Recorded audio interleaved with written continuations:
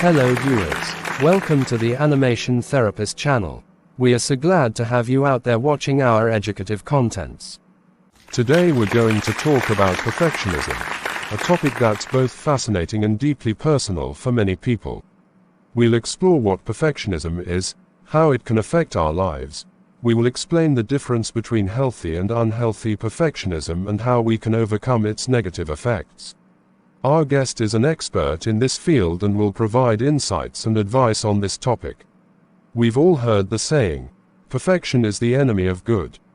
Today we'll explore the impact of trying to be perfect on our lives and the lives of those around us, and offer practical strategies for overcoming perfectionism.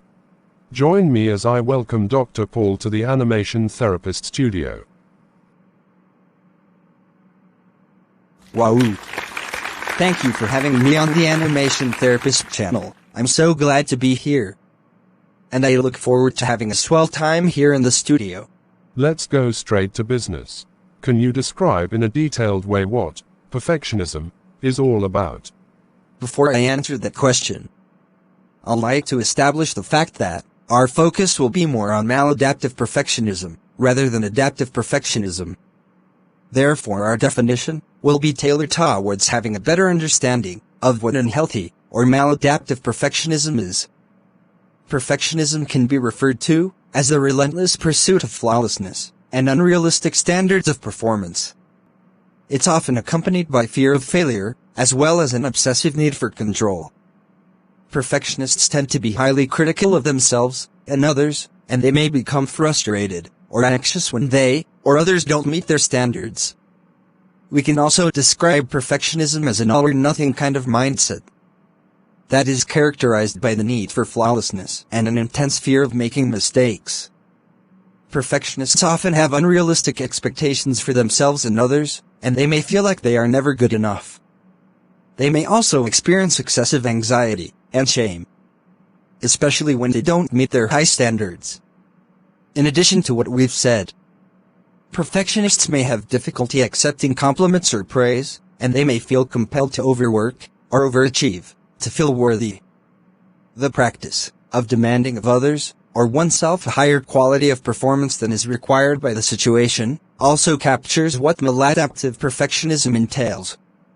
Another simple way to describe perfectionism is the pursuit of the unattainable.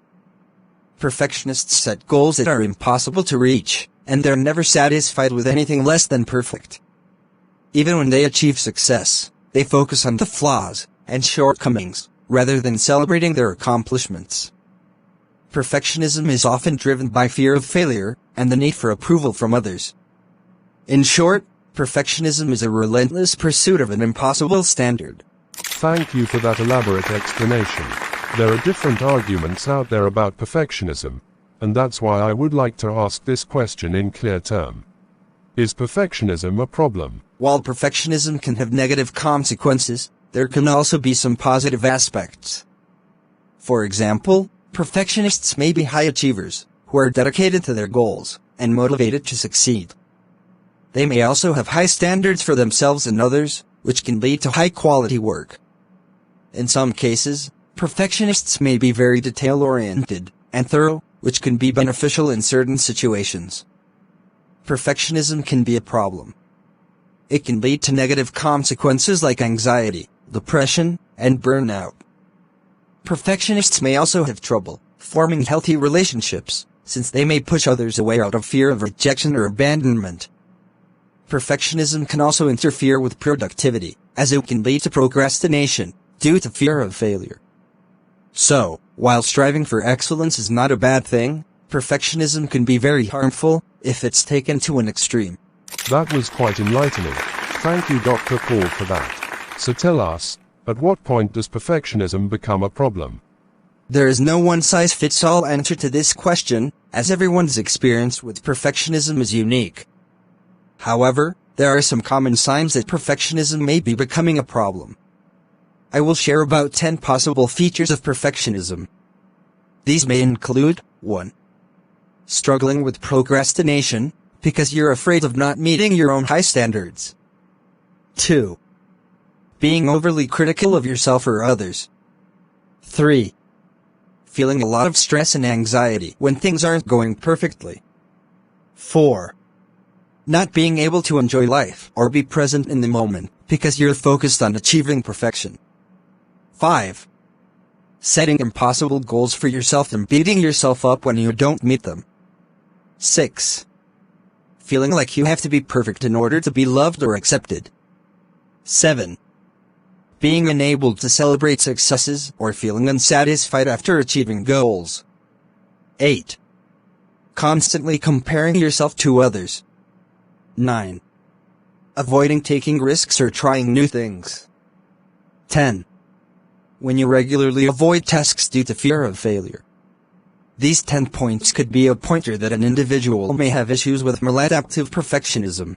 That was insightful. With the conversation we've been having, I have been able to understand that there is healthy perfectionism and unhealthy perfectionism.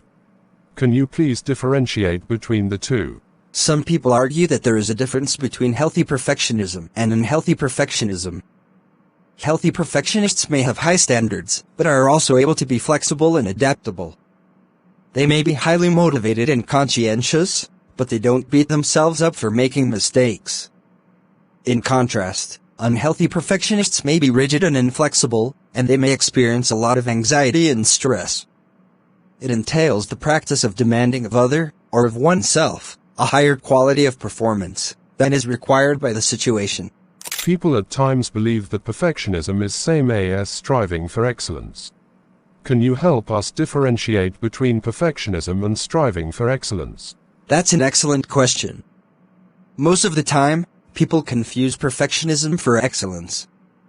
But there is a difference between these two concepts. Striving for excellence is about doing your best and continuously improving. It's about setting high standards and working hard to achieve them. Unhealthy perfectionism, on the other hand, is about setting unrealistic standards and beating yourself up when you fall short. It's not about improving, it's about being perfect.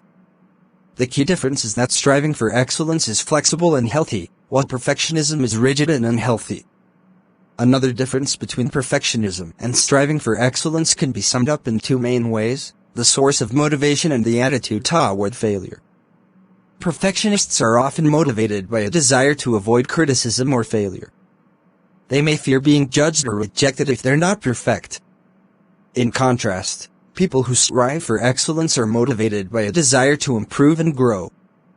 They may see failure as an opportunity to learn and grow. Another difference is in the response to making mistakes. Perfectionists tend to be very harsh on themselves when they make a mistake. They may feel shame, guilt, or anger. They may also see mistakes as evidence that they're not good enough. In contrast, people who strive for excellence may see mistakes as a natural part of the learning process. They may see mistakes as an opportunity to learn and improve.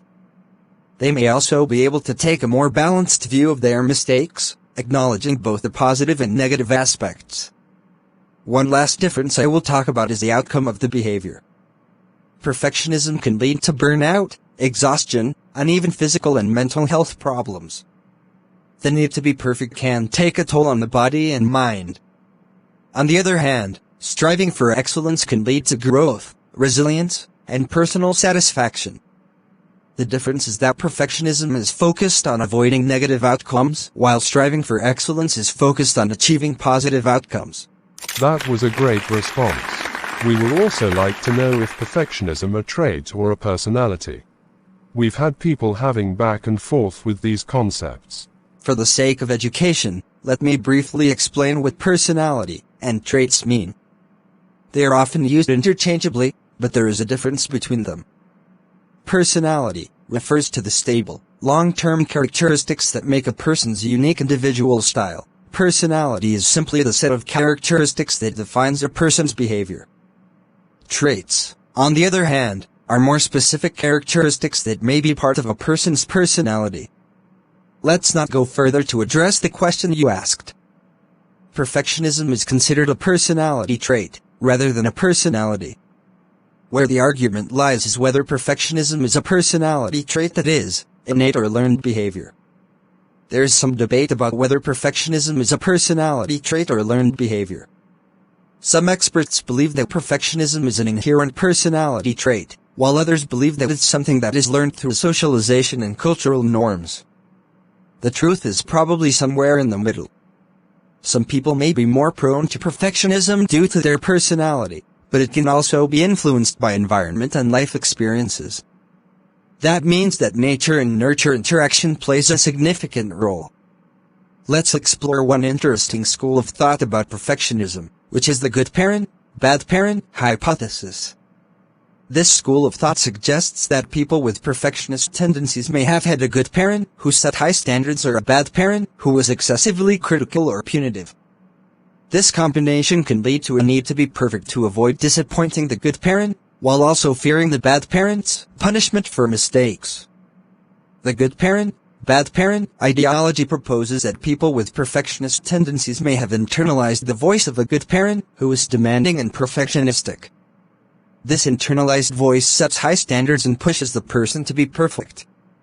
At the same time, there is also an internalized voice of a bad parent who is excessively critical and punitive. This voice reinforces the fear of failure and the need to be perfect. In this way, perfectionism can be seen as an attempt to avoid criticism and rejection from both of these internalized voices. This school of thought also suggests that perfectionism may be a coping mechanism to deal with feelings of low self-worth. The idea is that perfectionism can be a way to compensate for feelings of inadequacy or insecurity. In this way, it can be seen as a maladaptive coping mechanism that is harmful in the long run. We must sincerely appreciate you for the detailed manner you've been attending to the questions. Can we please give Dr. Paul another round of applause? Can you please explain to us the different types of perfectionism? Definitely. There are 4 different types of perfectionism. Some prefer to categorize perfectionism into 3 types. The first type is called self-oriented perfectionism. This is when you set high standards for yourself and try to achieve them. The second type is called others-oriented perfectionism. This is when you set high standards for others and try to get them to meet those standards. The third type is called socially prescribed perfectionism. This is when you believe that others have high standards for you. The fourth type is called perfectionistic concerns. This is when you're afraid of making mistakes and not meeting your standards. The different types of perfectionism can affect people in different ways.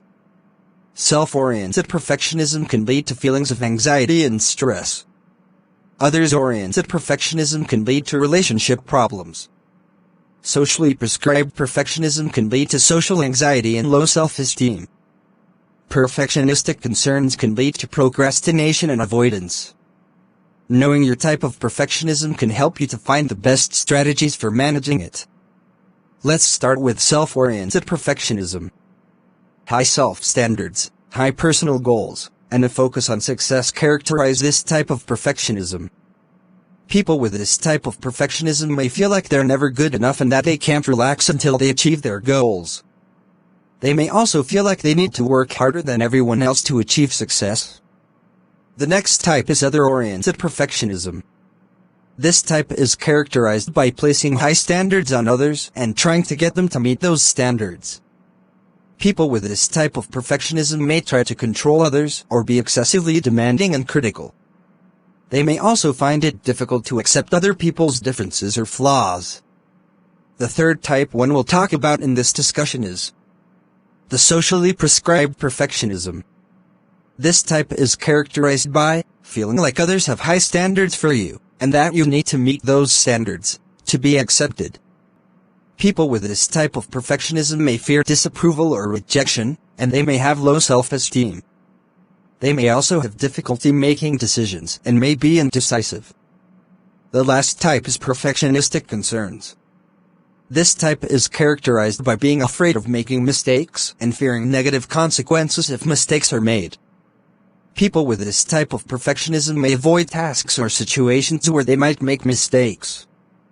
They may also have trouble finishing tasks or starting new projects, as they're afraid of not being able to complete them perfectly. Thank you, Dr. Paul. Please endeavor to subscribe to the Animation Therapist channel. Your likes, comment and engagement will further make this educative video accessible to more people. and that will help us create more mental health awareness in our world. Thank you, Dr. Paul. I am super elated with the way and manner you've educated us in this episode. We look forward to having you again for the next episode, where we believe you will share with us healthy ways to manage maladaptive perfectionism. Thank you, Dr. Paul, for joining us today. Can we celebrate him one more time? Kindly watch out for the concluding episode, and more psychoeducative videos on this channel. Thank you for watching. Cheers.